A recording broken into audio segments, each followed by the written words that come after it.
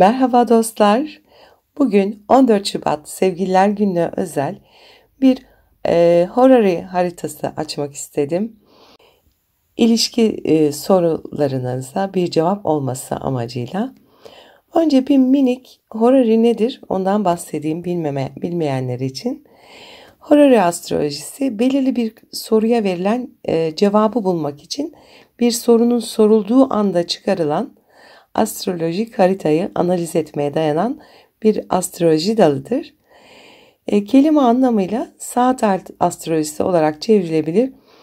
Bu yöntemle danışan bir soruyu net bir şekilde ifade eder ve astrolog o anda sorunun sorulduğu yer ve zamana göre bir harita çıkarır ve bu haritayla soruya yanıt aramaya çalışır. Böyle bir yöntemdir bu. Ben de 14 Şubat'a özel bir harita açayım istedim. Bakalım bu haritaya göre bu Şubat ayında 14 Şubat'ta aradığımız aşkı bulabilecek miyiz? Sorum da çok net aslında. Aklımdaki kişiyle bir ilişki yaşayabilecek miyim? Sorum bu. Ve bugün 12 Şubat 2025 saat 10.33 ve burası da İstanbul. Ona göre bir harita açıyorum şimdi. 1-2 saniyenizi alacağım.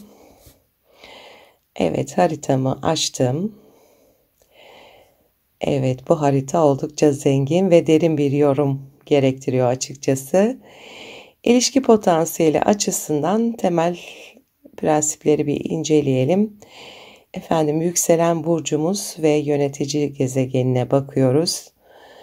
7. eve ve onun yöneticisine bakıyoruz. Ayrıca Venüs ve Mars üzerindeki etkileşimlere bakıyoruz. Efendim, bu haritada yükselen Koç ve Mars da onun yönetici gezegeni tabii. Bu sizi temsil ediyor. Soruyu benle beraber soranlara temsil ediyor. Efendim, yükselen Koç ilişkide biliyorsunuz hızlı, cesur tavır sergileyebilir. Kendi isteklerini ve arzuları konusunda doğrudan bir yaklaşıma sahip olabilir. Cesurlardır yani. Yükselen yöneticisi ise Mars'ımız Yengeç'te. Bu yerleşim ilişkilerde duygusal bağların ve güvenin çok önemli olduğunu gösteriyor. Evet, ataksınız ama güvenmek de istiyorsunuz. Ancak Yengeç'teki Mars güvensizlik veya duygusal iniş çıkışlara da açık olabilir. Kendini koruma içgüdün ağır basıyor da olabilir. Bu da bazen cesur bir başlangıç yapmayı zorlaştırıyor da olabilir. Mars'a Satürn'ün bir üçgeni var. Bu da kararlılık ve sabırla hareket edersen ilişkide sağlam bir temel oluşturma potansiyelin var demek oluyor. Bu güzel bir açı. Ama Kiron'da Mars'a kare yapıyor. Geçmişte yaşadığın duygusal yaraların var. İlişki problemlerin, sorunların olmuş. O da biraz cesaretini kırmış anlaşılan. Ama bazen de duygusal olarak da korumacı bir yaklaşım sergilediğini de gösteriyor aynı zamanda. Aslında buna bakarsak biraz hızlı, cesur, atak,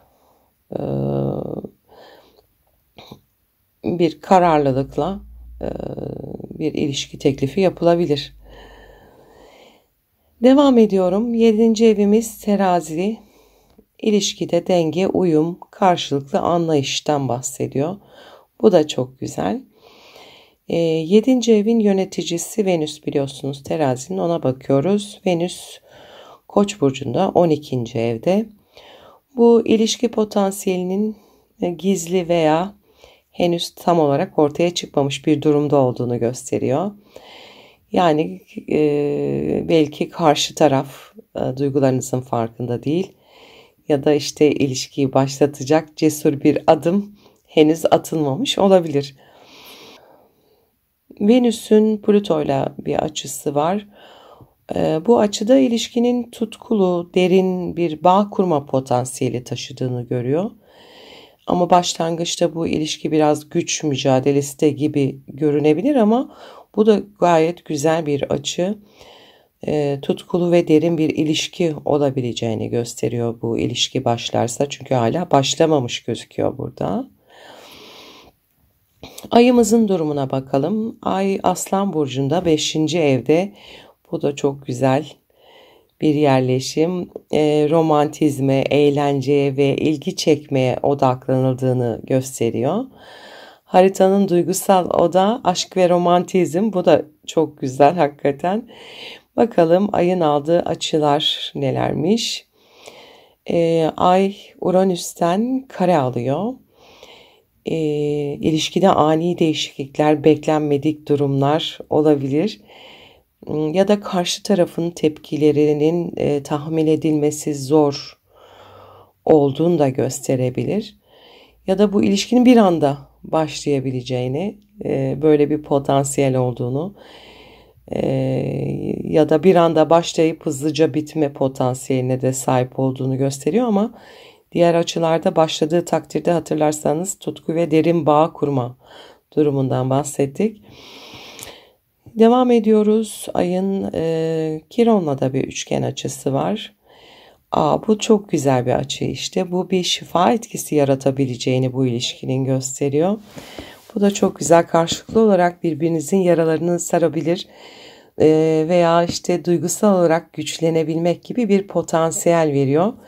Yani bu başlamamış ilişki eğer başlarsa, ki zaten aniden başlayacak gibi duruyor, başlarsa hem tutku dolu hem şifa dolu bir ilişki olacak sanki, değil mi? Bakalım bir Güneş'in durumuna. Güneş Merkür'le kavuşumda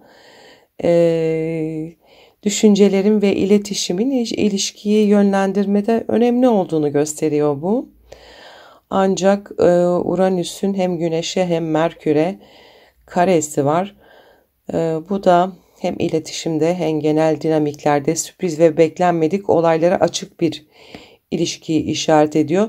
Zaten bir sürprizli bir ilişki, sürpriz bir başlangıç, sürpriz gelişmelerle dolu da bir ilişki olacağını gösteriyor.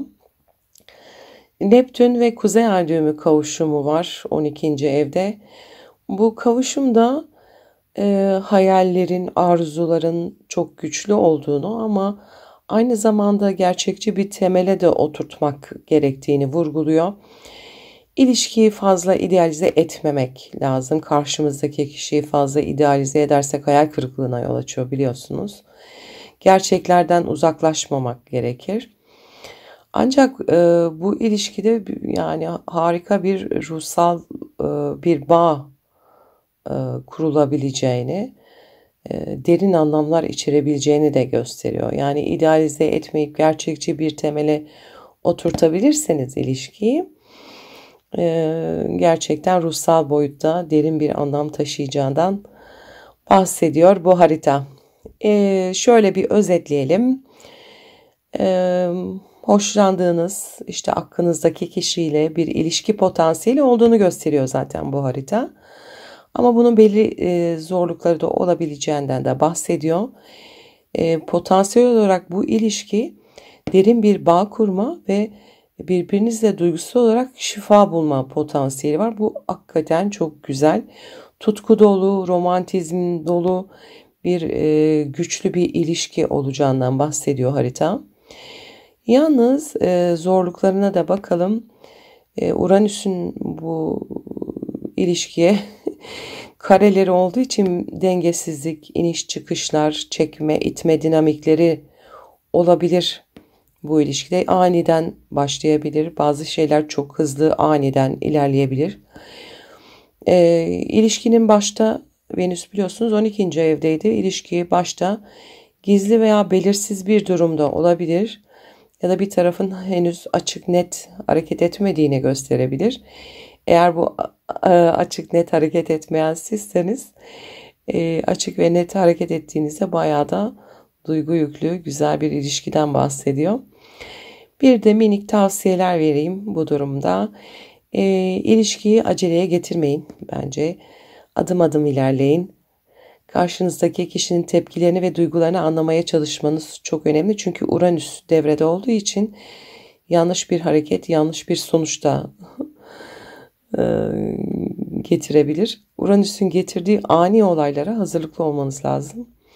Çünkü ilişki dinamikleri beklenmedik şekilde değişebilir. Yani hızlıca başlayabilir, çok hızlı ilerleyebilir. Her şey çok ani ve hızlı bir şekilde ilerleyebileceği gibi tam tersi de çalışabilir. Onun için adım adım çok da aceleye getirmeyin. Yavaş yavaş. Yalnız tabii Venüs ve Plüto'ya bakarsak ilişki derin bir ilişki olabilir. İlişkiyi derinleştirecek adımlar atabilirsiniz. Ama Plüto sadece derinlik değil, biraz da manipülasyon ve kontrol isteği de getirebilir. Onun için manipülasyondan ve aşırı kontrol isteğinizden uzak durmanız gerekiyor. Her iki taraf için de bu geçerli. Sonuç olarak bu ilişki şans taşıyor. Şansı var yani bu ilişkinin. Ancak sabır, anlayış ve net iletişimle büyütülmesi de mümkün. Bütün ilişki sorunlarına cevap olması niteliğiyle niyet etmiştim. İnşallah aradığınız cevabı bulmuşsunuzdur. Görüşmek üzere.